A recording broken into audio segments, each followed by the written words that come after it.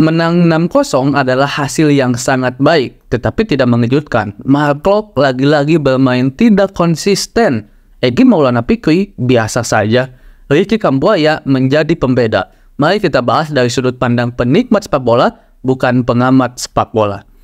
Indonesia berhasil menang melawan Brunei Darussalam di leg pertama kualifikasi Piala Dunia ya, untuk memperebutkan satu slot yang akan masuk ke grup F nantinya. 6-0 adalah hasil yang sangat terbaik, tapi tidak mengejutkan. Kenapa? Karena ya kita tahu tanpa merendahkan Brunei Darussalam, sebelum ada timnas era Coach Sinteyong pun Brunei itu mudah banget lah kita kalahin gitu. Apalagi sekarang dengan timnas di era Coach Sinteyong yang permainannya menurut saya udah sangat level up banget. Dengan menurunkan pemain-pemain yang bisa dibilang mayoritas lokal mungkin, mungkin mayoritas pemain yang bermain di BRI Liga 1 gitu kan. Di babak pertama timnas Indonesia memang menguasai bola, menguasai permainan, kita main kaki ke kaki, possession sangat jauh lah kita kuasai gitu, bahkan kita berhasil unggul 2-0 di babak pertama. Tetapi minim kreativitas. Kenapa? Mungkin karena lini tengahnya adalah Mark Klok dan sekarang Sandy Walsh yang diplot sebagai pemain tengah oleh Coach Sinteyong. Mark Klok adalah tipe pemain yang dia tidak mempunyai kreativitas untuk bisa memberikan menjadi motor serangan gitu. Mark Klok itu adalah tipe pemain yang bisa dibilang lebih box to box, bisa dibilang juga lebih gelandang bertahan, yang hanya sesekali bisa melakukan kreativitas untuk membangun serangan. Itu tipe Mark Klok. Dan dengan rekan duetnya Sandy Walsh yang juga menurut saya hampir sama, walaupun ketenangannya lebih ya kalau melihat Sandy Walsh saya. Nah, masuknya seorang Ricky Kambuaya di babak kedua menurut saya mengubah segalanya. Ricky Kambuaya lebih aktif dalam menyerang, dia lebih kreatif dalam membangun serangan, dia tahu harus memberikan passing terobosan kemana, dia tahu juga harus akselerasi untuk bisa membuka ruang dengan melewati beberapa pemain lawan. Ini menjadi pembeda banget kalau menurut saya. Dan Mark Klok, saya udah pernah bahas malah di konten-konten yang udah cukup lama, kalau Mark Klok ini memang perlu pesaing. Kenapa? Karena untuk di kelasnya sekarang, Mark Klok kita harus akui memang yang terbaik dari segi pengalamannya gitu kan. Mark Klok udah di gelandang bertahan timnas sekarang lah yang terbaik sebelum adanya Ivar Jenner dan sebelum adanya Sandy Walsh ya.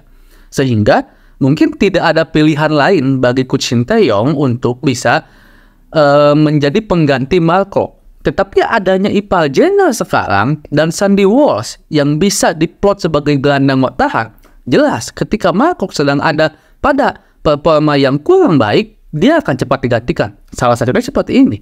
Harusnya kan biasanya Mark Klok itu diduetkan dengan Kambuaya. Tapi karena Mark Klok underperform, maka Sandy Walsh lah yang diplot sebagai gelandang bertahan dan Ricky Kambuaya yang diplot sebagai gelandang penyerang. Dan permainan Sandy Walsh, saya acungi jempol. Kemarin dimainkan sebagai pemain belakang, bagus. Sekarang dimainkan sebagai gelandang bertahan, bagus juga. Walaupun Sandy Walsh sangat tenang, mungkin karena tidak ada tekanan juga ya dari pemain Brunei. Ya kita harus akui lah kalau Brunei itu jauh di bawah kita gitu. Dengan segala hormat, bukan maksud merendahkan, jauh di bawah kita permainannya. Sehingga Sandy Walsh tidak mempunyai tekanan lah gitu. Dia begitu tenang untuk bisa mengalirkan bola ke sana kemari. Tapi walaupun tanpa ada tekanan, kelihatan banget kalau Sandy Walsh ini adalah pemain yang bagus. Grade A. Kenapa? Karena ketika dia pegang bola, dia tuh tahu dan cepat dan tenang dan efektif, efisien dan tepat. Kalau masing itu tepat banget. Ini kelihatan kalau dia memang kelasnya berbeda gitu teman-teman. Dan Egy Maulana Fikri sekelas melawan Brunei pun, maaf saya harus agak kritik Egy, banyak banget kesalahan. Menurut saya ya, ada beberapa passing yang gagal, yang salah passing. Ada beberapa maksudnya baik ya, buat ngasih terobosan gagal juga. Untuk mau melewati lawan gagal juga. Ini baru Brunei loh. Kita belum ketemu tim-tim yang pemainnya notabene individualnya lebih tinggi.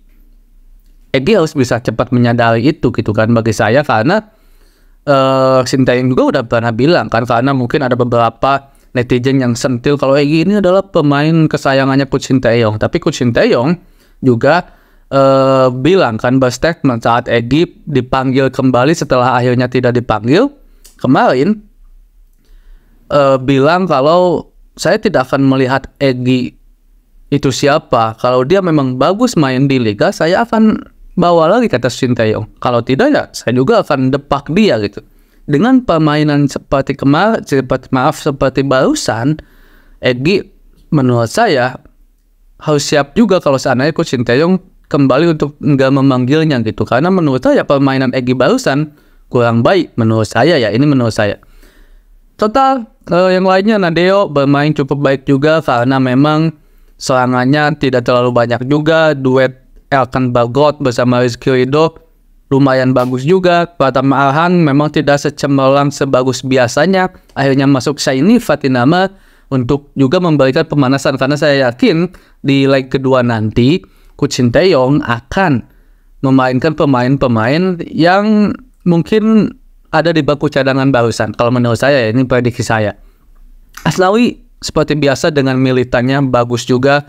Di depan Hoki Caraka lagi-lagi dipercaya menjadi pemain inti oleh Coach Sintayong, dan saya yakin untuk pemanggilan seperti Hoki, pemain seperti Arkan Fikri, itu tuh bukan hanya cuma untuk pelengkap. Kalau menurut saya itu adalah bagian dari regenerasi agar tulang punggung timnas ke depannya itu udah terbiasa, udah merasakan lah atmosfer berada di timnas senior itu seperti apa. Dan itu pasti akan beda dengan pemain yang baru dipanggil dengan pemain yang udah sering dipanggil, entah itu TC, entah itu bermain secara reguler di timnas senior. Itu pasti beda banget.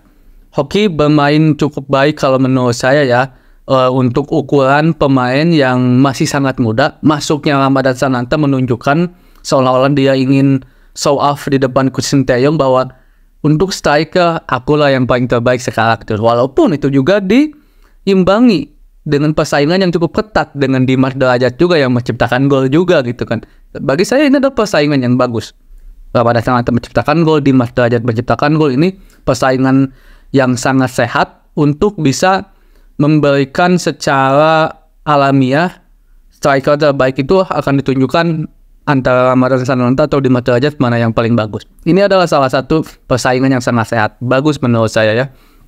Dan juga sisanya Dendi Kurniawan, memang Dendi Sulistiawan, bukan kok Dendi Kurniawan ya. Dendi Sulistiawan bermain, saya nggak bisa bilang pemain seperti Dendi ataupun pemain yang lain yang bermain melawan Brunei ini baik ya, karena memang intensitas permainannya tidak terlalu tinggi gitu, sehingga ya mungkin permainan timnas Indonesia pun ikut ke bawah lah kasarnya gitu. Saya yakin kalau seandainya permainan lawannya juga tinggi gitu kan, bermain dengan skillful juga, dengan kerjasama tim yang baik juga, saya yakin timnas Indonesia juga akan merespon seperti apa yang diberikan oleh lawannya. Karena mungkin ini adalah Brunei, di babak kedua kita memang lebih baik, kreativitas lebih banyak. Saya melihat karena ada sosok seorang Kambuaya di situ, sehingga dia juga diberikan keleluasan untuk lebih menyerang, karena untuk gelandang bertahan sudah difokuskan kepada Sandy Walsh, dan pastinya tenang ya kalau melihat dari performa Sandy Walsh tadi, itu tenang banget kalau seandainya para pemain ikut menyerang dan gelandang bertahan dipercayakan kepada Sandy Walsh. Overall timnas Indonesia bermain cukup baik, tetapi lagi-lagi menurut saya tidak mengagetkan. Kenapa? Karena ini adalah Brunei Darussalam. Dan ini menjadi salah satu cara lah bagi saya, salah satu ajang, salah satu kesempatan untuk timnas Indonesia membangun chemistry lagi, membangun hal-hal yang bisa merekatkan kerjasama tim lagi untuk permainan-permainan timnas Indonesia ke depannya. Dan si pemain Indonesia yang kemarin mengobrak-ngabrik klub asal Indonesia juga, yaitu Sadil Ramdhani, bermain cukup apik juga. Dia dipercaya untuk bermain dari menit pertama gitu teman-teman. Entahlah, cuman saya yakin Coach Sinteyong juga melihat lah. Dia juga menilai kalau seandainya Sadil Ramdhani memang sedang ada dalam performa terbaiknya di klubnya Sabah, dan juga Coach Sinteyong juga melihat lah lawan timnas Indonesia sekarang itu Brunei Darussalam, sehingga dia juga tahu harus pemain mana yang dia turunkan, cara bermain seperti apa yang dilakukan. Bagi saya ini salah satu strategi juga lah kalau menurut saya, karena pasti Coach Sinteyong juga melihat kualitas Brunei seperti apa, sehingga timnas Indonesia harus bermain seperti apa pula untuk meladeni tim lawannya, yaitu Brunei Darussalam.